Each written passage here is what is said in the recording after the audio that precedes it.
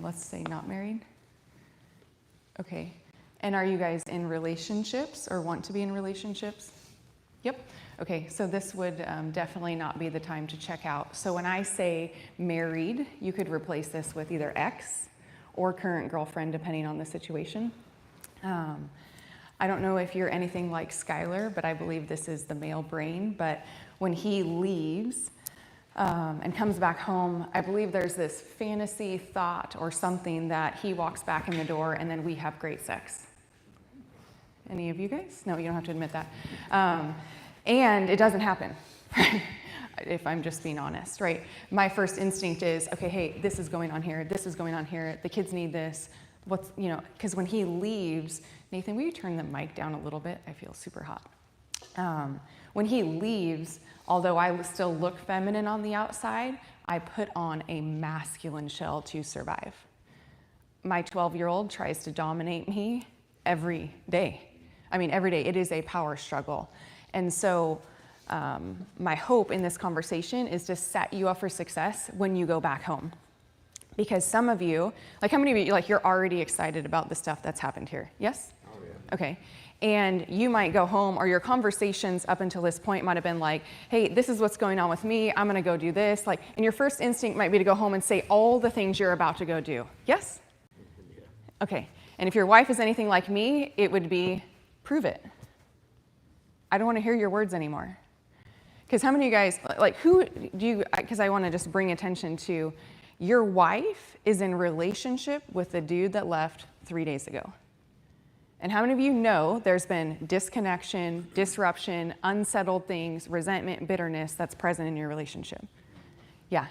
And so you might walk back in the door and you would have felt sideswiped if we didn't have this conversation, because you're like, hey, I'm a new man. I left that stuff in the ice bucket. But if you haven't properly dealt with that with her, then there might be this process that you need to walk into when you go home so that you can get her to that place too. So that's what this next hour or so will be about, is one, what she needs and how to receive it or how to communicate it and give it in a way that she will actually hear. Sound good? Okay. So the first question I want you to think about is, how has your wife been wanting you to show up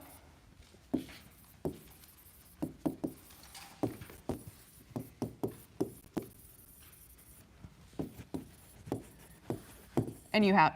How's your wife been wanting you to show up, and up until now, for whatever reason, you haven't?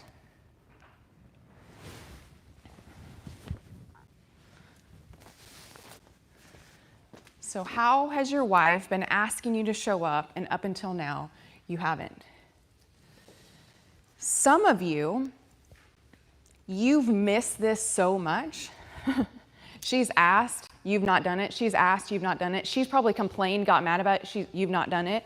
And now she's decided to go get that need met somewhere else. And I'm not saying sexually outside the marriage, but maybe emotionally outside of the marriage. Maybe she no longer brings you cares, concerns, things that she's struggling with because you've not been there, seen her and heard her so many times. She's just going to go to her girlfriends. Other of you, your wife is asking you for what she wants and needs through complaining. She doesn't yet have words or does not feel safe yet to do it in a way that's vulnerable. So when you think about you, is it easier for you to feel angry or sad? What would you say? Angry. Angry. Why? Feels protected, right? Like if I'm angry and I'm using force to say what I want, that doesn't feel weak, vulnerable, and I don't feel exposed because I am pushing energy out towards the other person, yes? And so when you think about your wife and complaining, that's what she's doing.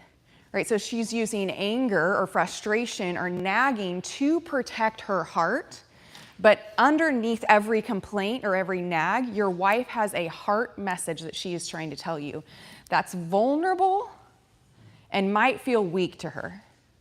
So what are some of the complaints that happen in your house? What does it sound like?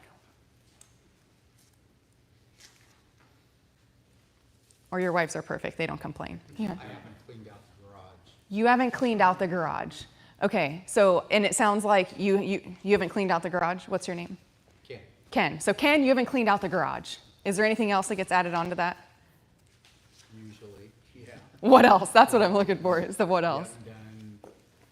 It's Okay. around the house. You haven't cleaned out the garage, that picture's still hung up, you haven't fixed the door, the toilet's busted. And so what she's voicing is a desire, right? How she's wanting you to show up for her. And if there was a heart message underneath that, right, or a vulnerable message, what do you think that might be?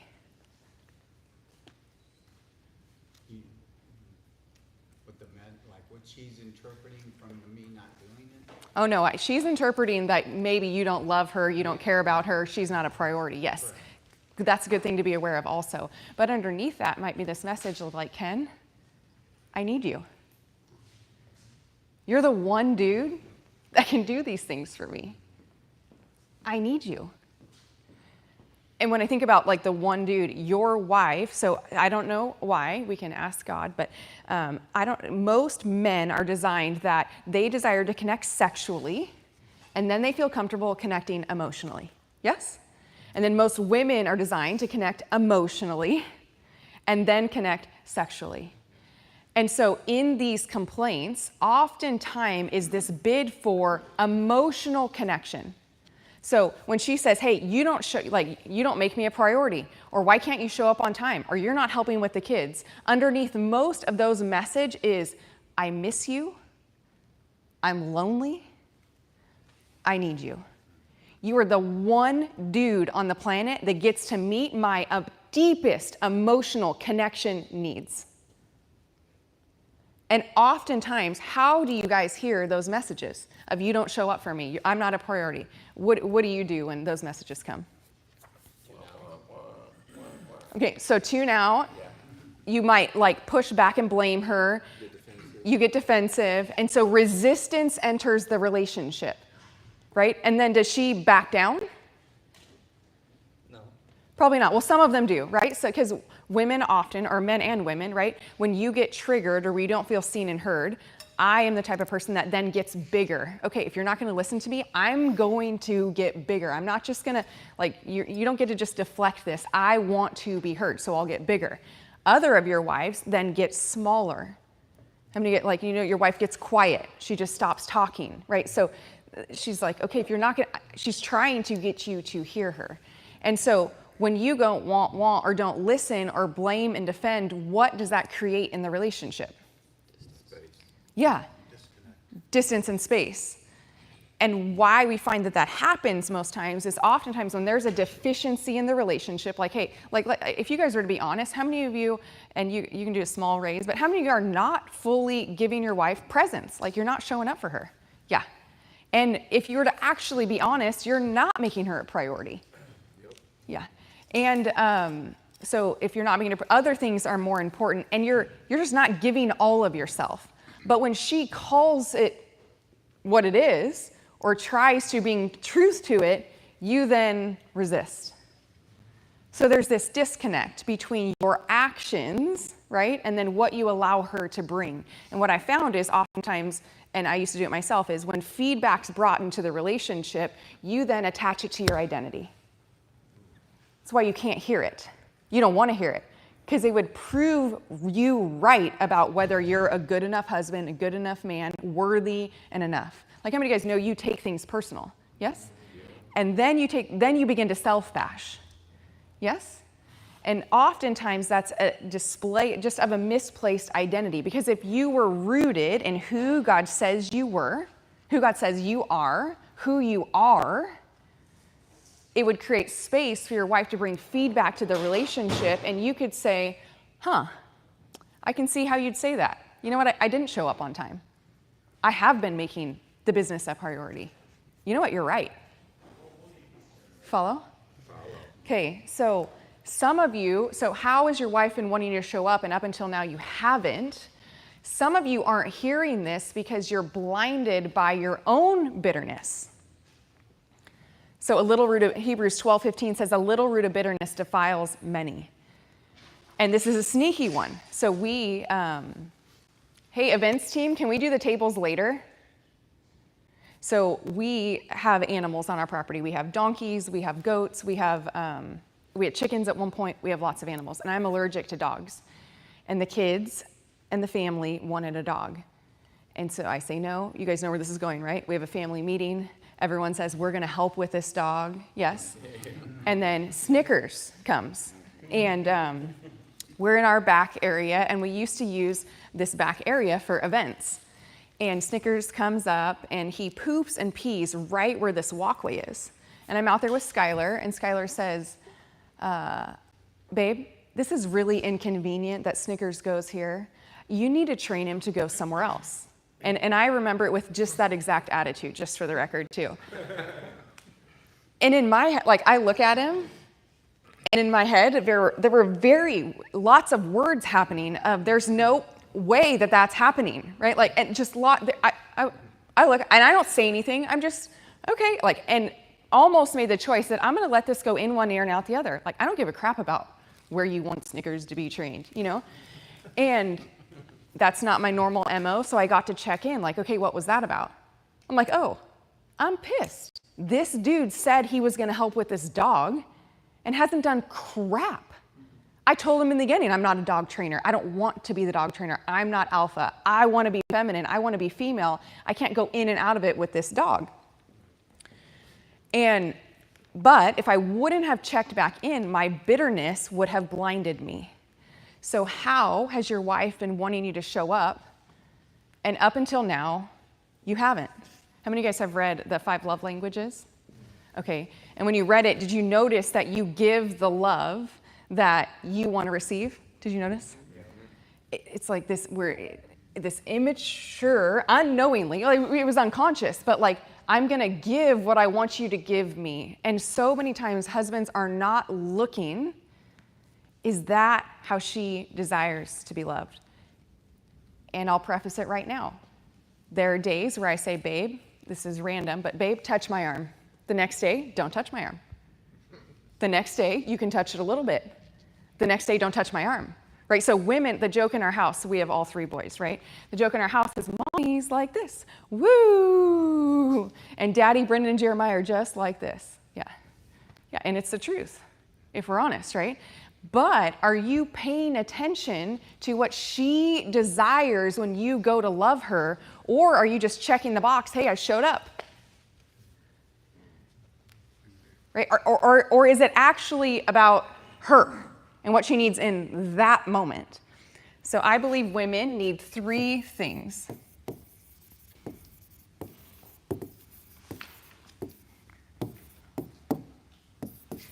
One is to be loved. 2 is to be seen and heard. And 3 is to be safe. So loved, seen and heard, and safe. And so are you willing to love her the way she's looking for you to love her? And I don't know what it is, but romance more than likely is top of the charts. Like, how many of you guys know your wife wants you to be more romantic? Yeah. And I grew up with fairy tale Disney, and I don't know if that is why, but I just want to be the chosen one to Skylar. And yes, he married me and he's committed to me, but somehow I want him to repeat that chosenness over and over again. And I believe what it translates to you, like how many of you guys desire your wife to desire you sexually? Okay. So I want you to just think. So we often need emotional needs first. You guys often can connect physically. It is the exact same feeling. But how many of you right now discount the fact that she needs romance? Okay, no one wants to raise their hand. Okay, little hand raise. Okay, yeah. But what if that need was just as great as you wanting to be pursued and desired and to her to start sex? Because it is. I'm telling you right now, I don't know what, Skylar and I have almost been married 15 years, and the recurring thing is, man, can you just plan a date night and show up? I can get it on our calendar, but can you just choose me this week? Out of all the times, out of all the things you do all week, and I don't even care if your assistant does it, but me not have to pick the restaurant, me not have to do it, just like in this one area, show me that you love me. So for your wife, what is it? What has she been asking for? What did she used to ask for? And I'll caveat this, that some women, and these are the ones I'd love to meet all of them, but some women don't know how to have needs because they're so busy taking care of everybody else. Right? So if your wife is the type of person that gives out of empty because she's taking care of everybody else, you might be just as confused as her. So one of the conversations I have with women that go through Rise Up Queens is self-care and how do they give from an overflowing cup and be able to express wants, needs, and desires and create a space for you to do it also. So that might be the case. So you might have to go on a scavenger hunt with her and figure out how does she feel loved. But in order to do that, you'd have to be open to feedback. See, Skylar, we got in a fight one time, and this is small, but it matters. We got in a fight, and he came back with 2 sets of roses.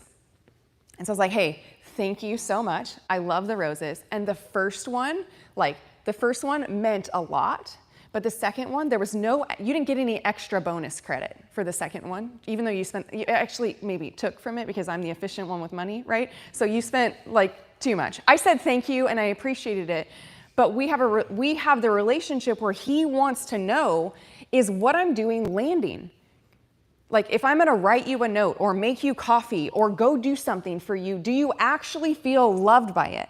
Because if not, let me go do something else. But if he's not open to feedback, we're never gonna get to that place. Do you follow? Yeah. So loved. So seen and heard.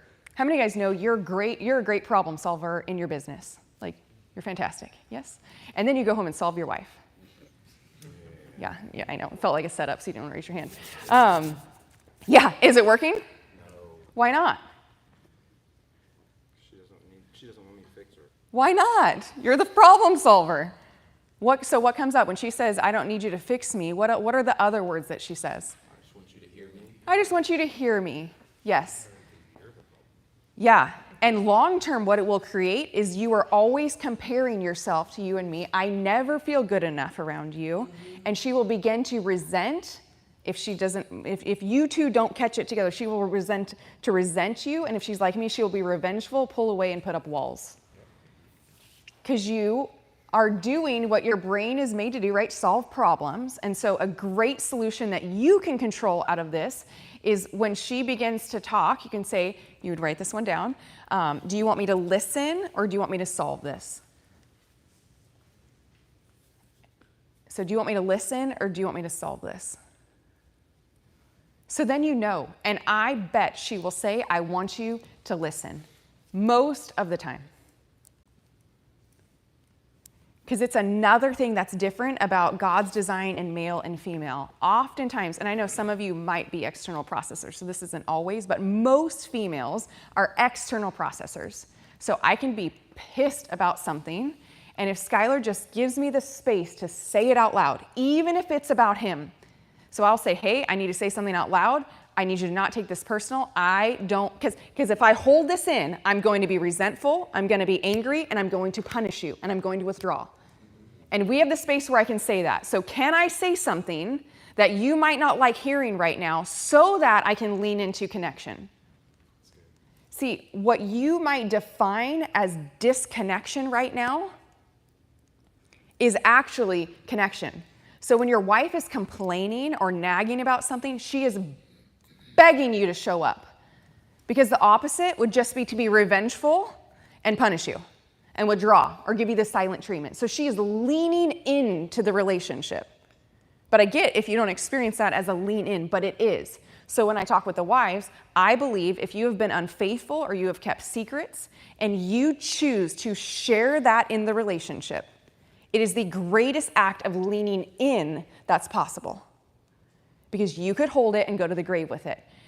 But women at first do not experience that as a lean in. Do you follow? But eventually, as we work together, they do see that like he was taking up until now and then chose to step in. So seen and heard. So repeatedly, if you are a great problem solver with her, what happens is you start out in this dynamic where you are equals in the relationship. And if you choose to continue to solve all her problems, what I would venture to guess is that you create an environment where you feel superior and she feels inferior. You always have the answer. You're always right. You always know what to do. I used to tell Skylar, like, I am 40 years old. I am a grown woman. I can figure this out. Like, hold me capable.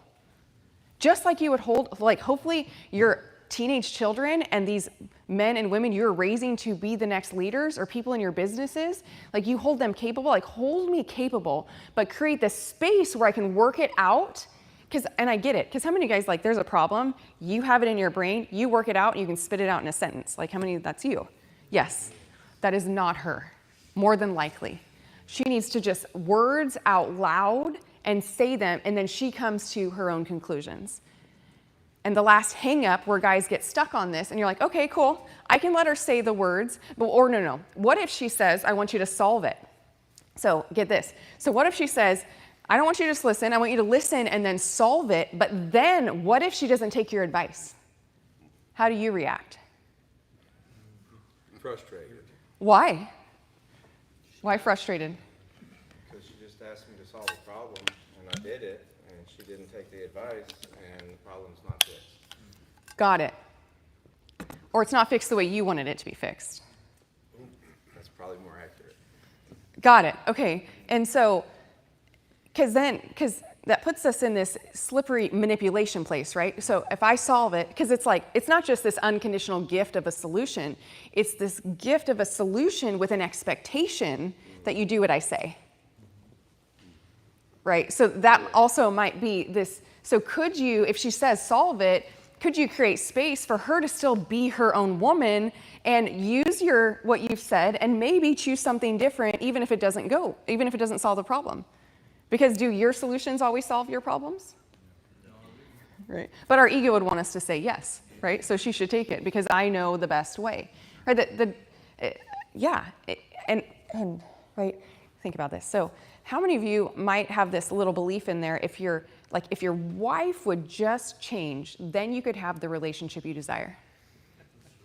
Yeah. Is it true? No, not even close. Wait, why not? For me, she expresses everything that she wants. I don't take it in at all, for whatever reason. Okay, so she expresses everything and you don't take it in at all. Okay.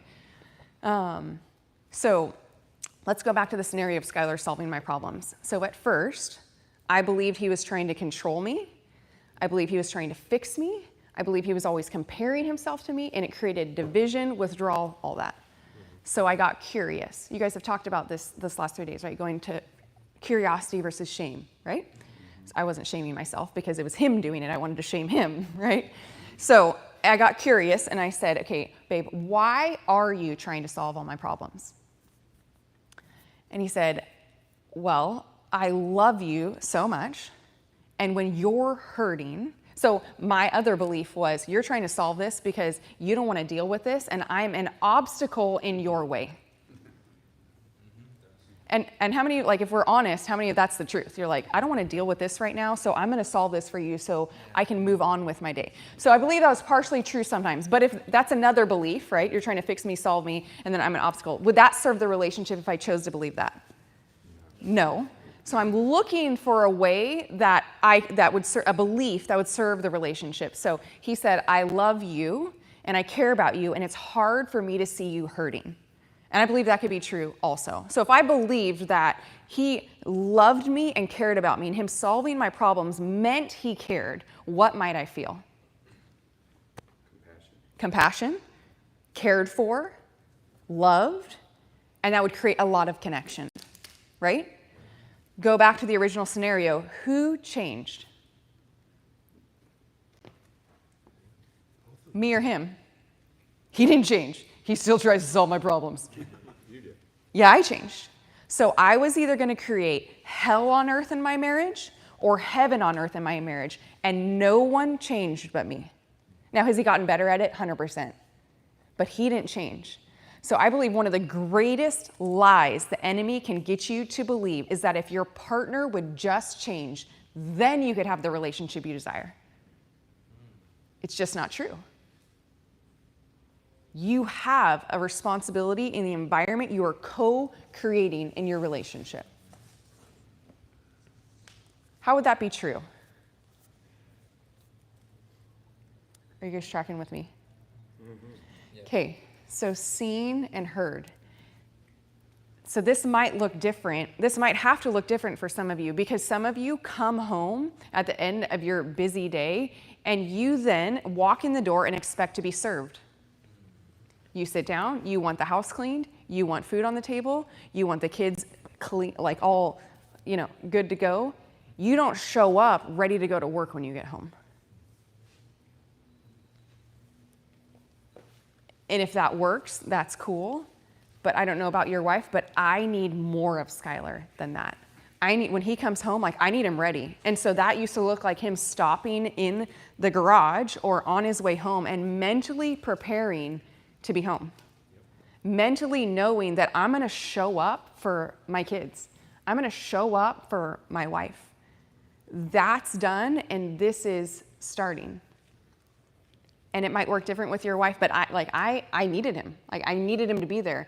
And when he's gone, I especially need some time. I need 10 to 30 minutes for me to just share, hey, this is going on, this is going on, this is going on, and give a little update, like a verbal update. And that makes me feel, we did it this morning.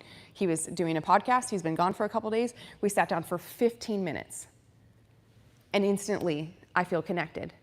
But what's happened is some of your wives, they've been on empty for a very long time.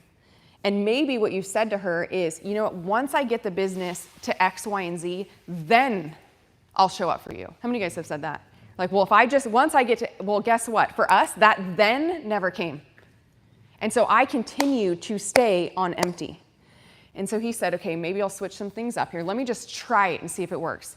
I'm going to invest in you every day. We're not going on date night every day, but I'm just he just shows up and says, hey, how can I show up for you today? Whether it is a back rub, whether it is him sitting and listening to me, there's intentionality in everyday showing up. Because Skylar and I can spend 4 days together, like a 4-day weekend. We can go out with the family, have great connection, and let's say we come back Sunday. Guess what legitimately happens for me Tuesday? What do you think? What? You reset. You need it again. Yeah, I miss him. Yeah, I miss him. He's my person. He's the person I'm most connected with. I love spending time with. He's my best friend. I miss him by Tuesday. He could wait until Friday again. He's solid. He's let's go. But he realizes that I have different emotional connection needs than he does. Are you guys tracking? Yes, ma'am. And so would you be willing to begin to pay attention to those? And be intentional each day, because what we found is that when he gets my love tank full, I have sustainability for him to be gone long periods of time. I might drop a little bit, but if he invests in it again, I pop back up. Versus your other strategy, which she's going to stay empty, let her go 2 weeks. Oh, I'm going to invest. You think you do this big investment. She pops up and drops right back down because there's no substance to it. So seen and heard. Can you create space if she has words to be able to say them and express to you? And on that note, so some of you, your wives, come to you and say, hey, I'm worried about this. I'm stressed about this. The kids are doing this. And what do you say when she brings worries to you? How can I help? What do you need? Okay. Okay. How many guys say, oh, don't worry about it? Don't, why are you worrying about that? That doesn't even make any sense. Don't worry about it. And does she ever go, you're right. What was I thinking? Never, right? But guess what does happen? So if she's open and in her feminine and she brings worries to you, so those worries, the unspoken thing is, hey, you're my protector, you're my provider, I need you. And when you say, oh, don't worry about it, if she's in her feminine, what she does is she clenches. And she starts to close. And guess where she brings that close to? Your sexual life. So you want her to connect with you? Well, you didn't even make her feel safe in the everyday or connected in the everyday, because emotional connection creates safety for some of us. So if you don't make her feel safe in the everyday, but you want her to show up for you sexually, like there's just going to be a disconnect in there. Are you following? Okay, so those worries, but in order to hear the worry, you would have to not be objectifying her. And when I say objectifying her, like creating an obstacle, like seeing her as an obstacle. I have some health stuff that I'm working through that keeps getting better, but there are days that I'm having a really crappy day. Like there just are. There are crappy days. And Skylar is going 1,000 miles an hour. The team's crushing this. They just did this. All this is happening. All this is happening. And I can't imagine what it would feel like for him to come back home and just be like, what? Like, oh, you're having another bad day? Like, can you get over it? Like, can you go see another doctor? Can we fix this? How do we just move past this? I don't want to deal with this. Yet, that is the message some of you are sending to your wives. They are an obstacle to your 500-mile-an-hour zone. And what you're missing is this opportunity to come alongside her. So you'd have to slow down enough to see, like I had a guy sit here in the front row and say, I don't get it. I'd be there for her, but why can't she just have a hot meal on the table and the house cleaned when I come home? And that's the extreme of this. But I was like, oh my gosh, you're missing it. What if she's struggling so bad that that's all she can give you? She's struggling so bad that the kids, there's stuff all over their faces, and the meal's halfway done, and the house isn't completely clean, because when she cleaned it, the kids freaking took it all back out again, yes? Is she even capable, and could you be missing that this person is struggling right in front of your eyes because you see them as an obstacle to you getting what you want? We were on a trip with the kids, and I regularly attempt to speak life into them and tell them how just special they are, how God made them unique. And it was just one of those days. So I said, Jeremiah is our younger one. Jeremiah, all the things that I love about you. Brendan, these are all the things I love about you. This is how God made you special. And I said, okay, what do you love about Mom? And Brendan's like, I love that you make me good breakfast. I'm like, oh, baby, you're sweet. I'm like, but that's what I do for you. What do you love about me? He's like, okay, I got this. It's like, I love that you take us fun places. Like, oh, okay. Like, sweetie, again, that's what I do for you. I'm like, it's all right. He was 10 or 9 or something at the time. And as we work with couple after couple, so many of them are in love with what their spouse does for them, not who they are. I want that to sink in. So could you be in love with your spouse for what they do for you, not for who they are? And you're in resistance because of your own pride and ego and self-righteousness for the ways that they are different from you, that actually could be the biggest blessing in the relationship if you would get over yourself. Right? So I created a divorce before I met Skylar, and I expected my ex-husband to be me.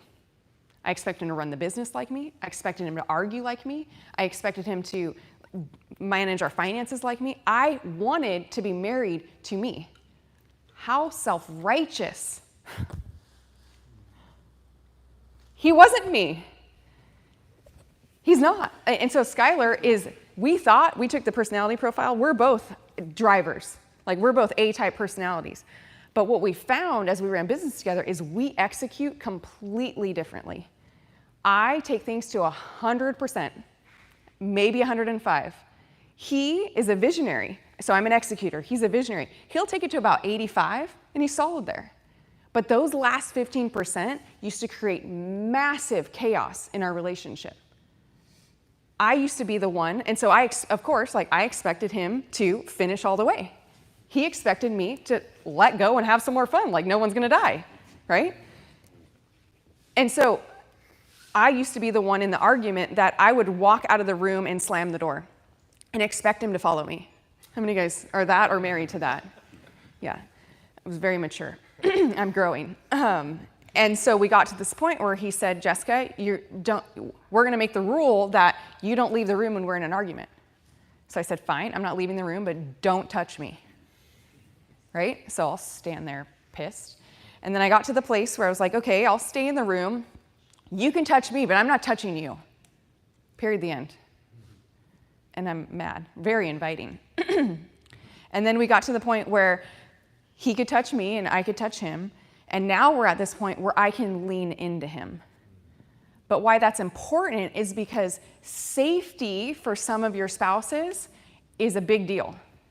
So when you say don't worry about it, that might seem crazy that, like, what do you mean? Me saying don't worry about it doesn't create safety for her.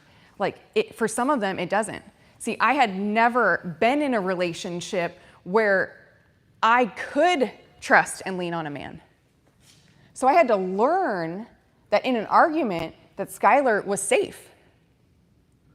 And those were the progressions. So, and if perfection were his standard, if he wanted it a certain way, like there's times to this day where he says, so one of the things I need, so I'm the person in the relationship that takes things, actually he takes things personal too, so, but well, I'll just talk about me. So I take things personal. And so I need the warning shot. Like he can't just come and bring feedback. Like, hey, Jessica, you know what? You're not showing up here, or I need more from you here. Like instantly, we're gonna fight. Like he thought he was gonna have a fun conversation and asked, hey, how can we level up our sex life? How do we have a level 10 sex life? Yeah, that lasted more than 24 hours. Because instantly what I internalize that as is I'm not enough, I'm not a good enough wife, I'm not meeting your needs, I'm not doing all this stuff. Are you tracking with me? Am I the only one, please? Yes. Okay. Yes, I am. No, I'm not. Yes, you're tracking. Yeah, okay, you're tracking. Thank you. Okay. And so, like, I need the warning shot of, hey, are you open to feedback? And then, oftentimes, my response is, nope. I'm not. Like, I'm not. Because then I could take the feedback right then if I were open to feedback. I need 30 minutes to 2 hours to brace myself so that I don't hijack the conversation and make it all about me when he's trying to give me feedback about what he needs and wants. So then those 20 or 30 minutes to 2 hours go by, and most of the time I have a notebook, but what it used to look like was, I'm ready. He's like, you don't look ready. I'm like, well, I'm as ready as I'm gonna be, so hit it if you're gonna send it. Are you guys follow? And thankfully, he wasn't so concerned about form. Like he's okay that he's gonna create safety in the relationship. And he knows that we're both for each other and that I want to hear it. If not, I wouldn't be saying I want to hear it. And it is gonna be very hard for me to hear because my identity used to be on my performance. So if people weren't happy with me in my upbringing, I didn't get love. And when you internalize people not being happy with you and not getting love as a child, that's life or death. So people must love me when I am a kid. I must get attention because if that doesn't happen, I die. So for me, it triggers back to childhood stuff. It's not just me being a little jerk, right? So safety is big. And the obvious safety is that you're not verbally abusive and you're not physically abusive with her. Like, of course, that is not going to create safety. And I hope that you find resources around that. So if that is your thing, that you work through what's underneath that. Because I would imagine if that's you, you don't want to be that. But you might have learned how to cope that way from childhood stuff. I get it. So safety for us looks like when my 12-year-old is trying to dominate me, Skylar not sitting there on his phone or not paying attention or just being absent in the room. What it looks like is Skylar stepping in and saying, hey, you don't talk to your mom like that. And coming in. What it's also looked like, so that's like emotional in our home safety. So my biological dad I've met 5 times. And on the last trip there, it was extremely difficult. And I don't even know why it was difficult, but it was emotionally very difficult. And I was crying when we got in the car and just struggling. It was just hard. We had hard conversations. And we're driving away and we're gone. And I get a call and my dad says, hey, Jessica, you left your glasses. My first instinct is leave the glasses. And Skylar says, I got it. He pulls back around, says, stay in the car, goes up to my dad, gets the glasses, says, hey, thanks very much, good to see you, we'll see you later, and gets back in the car. What he could have said was, Jessica, get out of the car, you're a big girl. Go get your glasses. But he knows it is his role as a man and the leader of our house that he protect not only me, our children, but me emotionally, physically, and spiritually. I don't know if your wives are like this, but a big sticking thing for me used to be, hey, can you lock the doors? How many of your wives, that's a big deal. And to you, you're like, what? Lock the doors, we're safe. And it comes into this, right? Just knowing that you've got my back. Because if you don't have my back, then I have to have my back. Right? And if I have my back, I go masculine to have my back, not feminine. Because if I'm feminine, I am vulnerable. Right? We've had the conversation in other countries or just other places when we're walking. I am vigilant. There's been trauma in my background. And so it doesn't occur to Skylar's situation that he's ever going to be taken, kidnapped, and abused. Ever. But it goes through my brain when I walk into a new country's airport that I could be taken if I'm not vigilant. Right? And so for that was the extreme of this, right? But that ties down to, hey, hun, can you lock the doors? So that I don't have to, so that I know, just like I know once again that, like, you're protecting me. What are you guys hearing? How does this relate? Yeah. So we can hear you in the back. Chad, safety, I think that's the one I've been missing. Didn't realize it. I didn't understand it. No, I was not a door locker. I don't get locking the doors. We live in a rural area. Yeah. Some very low crime. So why are we so concerned about locking the doors? I didn't do that growing up. And it just hit me. It's her safety. And when she's worried about stuff, don't worry about it. Don't worry about it. It'll be okay. That's not what she's looking for. So that's very helpful. It was very helpful. I thought I was hearing and paying attention and then trying to help her. I've been just shoving her away. So, thank you. Yeah. And how cool. Like, those are such easy fixes, right? For her to, like, lean in even more. Yeah. Good stuff. Good stuff. What else? How does it relate? How does it show up in your marriage? What we talked about. Yeah. For me, it's awareness. We have a dog too. I didn't train it, she didn't either. So there's pads in a place in the house, and I never take them out. You know, and just being aware of those things and how they can support her language. It's funny. We hired a dog trainer, right?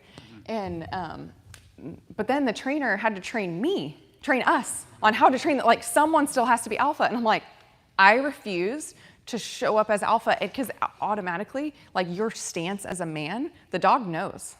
Like, he knows. And if, like, when you assert that, so I was like, Skylar, I'm not going to pretend that he doesn't know that you're the boss. Like, you're the boss. And if we're going to have a puppy, you're going to be the boss. Yeah, it's so powerful. What else? Right side of the room, represent.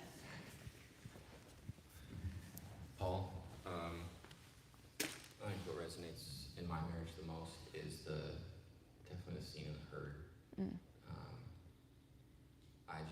I don't make her any sort of priority. I get home from work, I hop back on the computer till the kids go to bed, play the next day, leave before anybody gets up. She'll ask me, hey, we're actually in the middle of redoing all the trim on our entire main level. We just got done with the new floors, and the trim's been ripped up for actually a few months now, and she keeps bringing it up. Hey, when are we getting this new trim in? When are you gonna go to the store and buy the trim I want? Like, if you at least go get it, I can paint it and then we can put it on. And I just like, oh, I'm not worried about that right now. I'm not worried about that right now. And that's, I'm just not seeing or hearing her, which is coming off as probably I'm not loving her. Good stuff. Thank you for sharing. Anything else? Yeah. Justin here.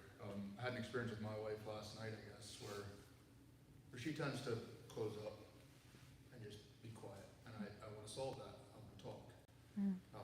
And last night we were on the phone and she did that, and I sat and just And then a lot better practical application, I guess. 100%. Yeah, because what did you used to internalize? So when she used to close up, what was the story you used to tell yourself about you or the relationship? That I need to solve the problem Okay. by getting her to talk. Okay, so I need to get her to talk. And if we have trauma responses, right? So it's fight, flight, freeze, right? And her brain, like she might not be capable of talking in that moment, or at least being clear with what she's saying, right? And so your response might be fight, and that's why we're going to talk. And just unknowingly, you had two different responses, and so even, man, like that, you just broke this chain of codependency between the two of you, right? Because codependency, like, is when I'm not okay, you're not okay, or like I get my pulse off of your wrist. And that used to be Skylar and I. Like I used to be on this little roller coaster, and he'd go whoosh and woo, and like go on the roller coaster with me. But what he's turned into is he's now the rock. He doesn't have to solve, fix, change my problems. Because what if him solving, fixing, and changing my problems was actually crippling me? Because what if that was God's journey for me? But he was getting in the way of God's journey with me. And he was essentially, so I tell the ladies, like, you don't need to be your wife's Holy Spirit. If you trust in the Lord, then is his timing perfect and he has a plan for her? Or have you asserted yourself into the role that's your job to change her, fix her, and mold her and shape her? So that would beg this question. See, I used to think that marriage was meant to make me happy. And I used to believe if it is this hard, then this shouldn't be this hard. How many of you guys have thought that sometimes? Like, it should not be, like, yes, I hear you on that, and what if it should? Because it is. But if your frame of reference is marriage is supposed to make me feel good, marriage is supposed to make me happy, marriage is supposed to like have not this tough of moments, then it's going to be extremely challenging. It'll create a lot of suffering. Versus, what if marriage was actually meant to make you holy? And what if the exact person you are married to, how your spouse is, all the things that frustrate you, that you wish were different, what if all those things were there for you to grow you? Because if not, your spouse would be happening to you. And if your spouse is happening to you, what role are you in? Victim. The victim. Versus what if that was for me? Skylar was unfaithful. Skylar struggled with porn in the beginning of our relationship. And so I could have said, like, why is all this happening to me? Sucks. And it did suck. And guess what it's taught me? Unconditional love like nothing else.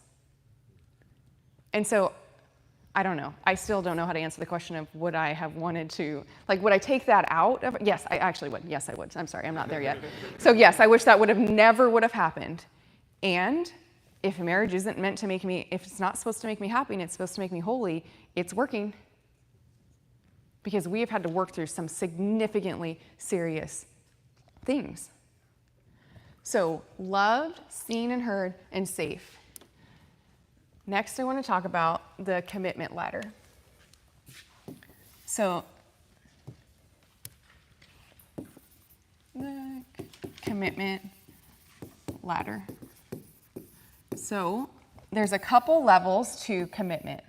The bottom level of commitment is I want. So this is language around commitment. So when you say the words, I want a bigger business, or I want to lose weight, or I want better connection, does that have any weight? Like, are those words weighty? Do we think you're committed when you say I want? No, right? Okay, then above that, if we get a little bit more committed, kinda, you often say the words, I'll try. And around here, we say triers are liars. And when you say the words, I'll try and be home for dinner, or I'll try and be home at 5, who are you saying that for? You, okay, why yourself? Giving yourself a way out. Okay, you're giving yourself a way out, but I would say that you are saying it for the other person. Because you want to get them to think you're going to show up. You want to get them to think you're a man of integrity. You want to get them to think that you are something you are not. And it's a subtle manipulation and an exposure of a lack of integrity. So I'll try. Above that is I will blank until blank. So you'll what until what? So for some of you is I will not watch porn unless you don't give me the sex that I want. I will stay married to you until you don't want to be married to me. So I know you don't say these words, but how do you live this out? What does this sound like in your house? You'll what until what? So when do you go to give of yourself, but in response to them, you then choose to withdraw?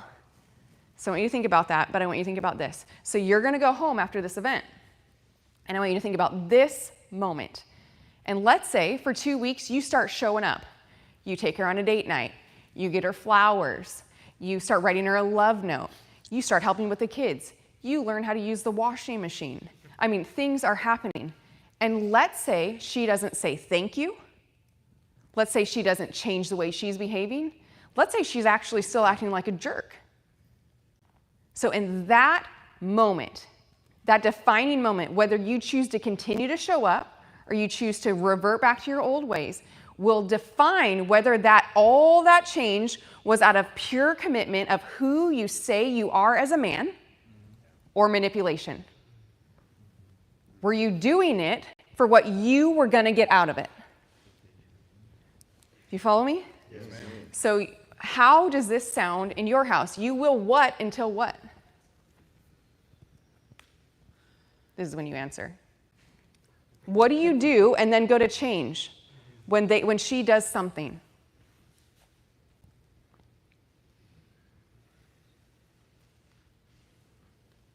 What do you think? You're telling me out loud right now. Like this is the... The laundry, the dishes, the cleaning of the house, and the thank you resonates. Like if there's no thank you, I'm like, ah, screw it, you know? Okay. I'm gonna do that again. So I'll be helpful until you're not appreciative. Yeah. Okay. What else? You'll do what until what? I will love you until you disrespect me. Okay, thank you. I'm going to love you and give you all the stuff you want until you disrespect me. Okay? What else?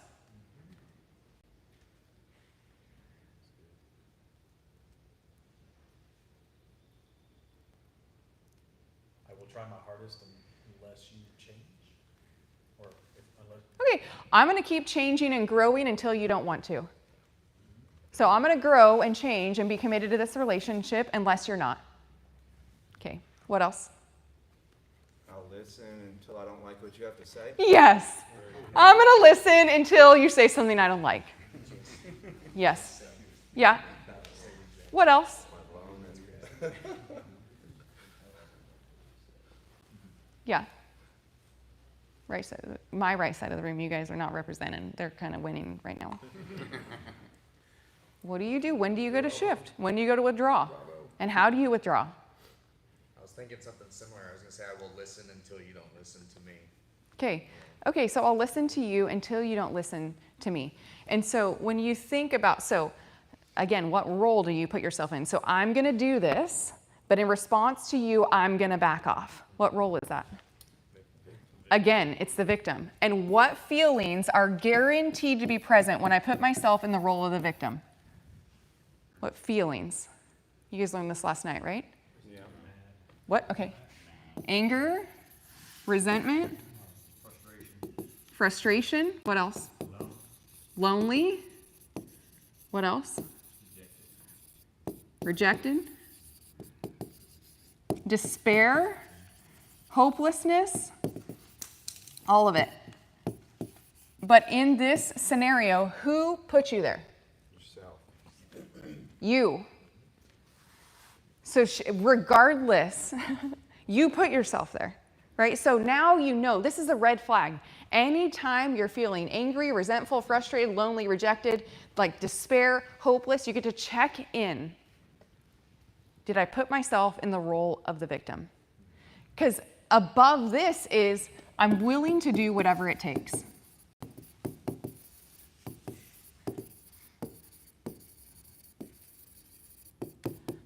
So I'm willing to do whatever it takes. And you guys had an experience of this today. So today, when you started to run, some of you were focused and suffering. My legs, my back, I got sand in my ear. You know, whatever it was, like, okay, we've run this many laps. Okay, you were counting, like it was like suffering, just moving through the circle you went through, yes? And then the coaches left. And then for some of you, or hopefully all of you, there was this shift where you're like, you know what? I don't care how long we run. I don't care what my body feels like. I am doing this no matter what. Yes? Have you guys got to that point? Yes. So you have a visceral experience of I'm willing to do whatever it takes. And what if you brought that into your marriages?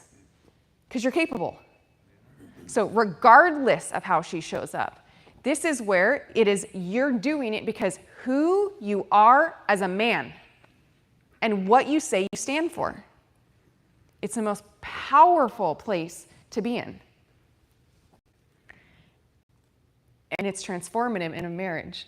So before I met Skylar, so my biological dad wasn't in my life. I was adopted when I was 6. Grew up in a verbally abusive house. Chaos going on all the time.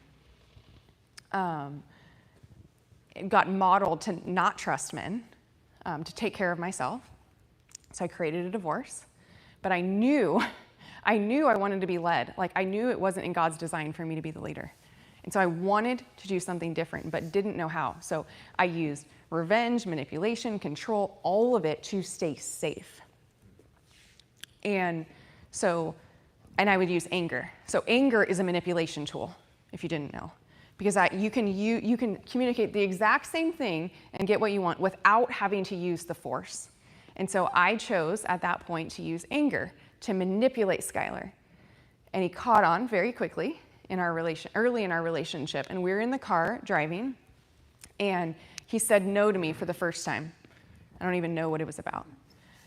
But if you think to your ugliest moment in your relationship, like this was definitely one of mine.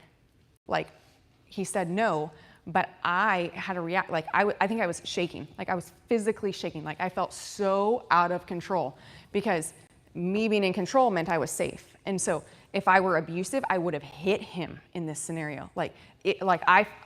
So I was probably cussing at him. I was yelling at him. I was doing everything I could to get this guy to change because I needed to create safety again. And he looks me in the eyes and he says, Jessica, I love you. I'm 100% committed to you. I'm never going to leave you. Are you kidding me? So up until that point, no man had ever shown up for me, ever. And I act like this, and this dude said he's not leaving me? Are you freaking kidding me?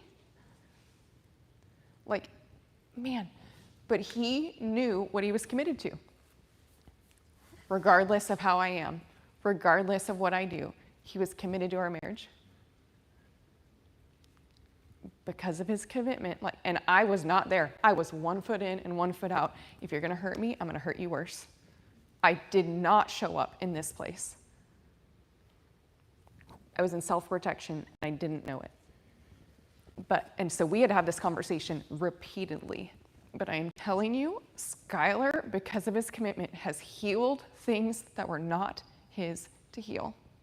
He has modeled the healing love of Jesus for me because of his commitment to me and our marriage.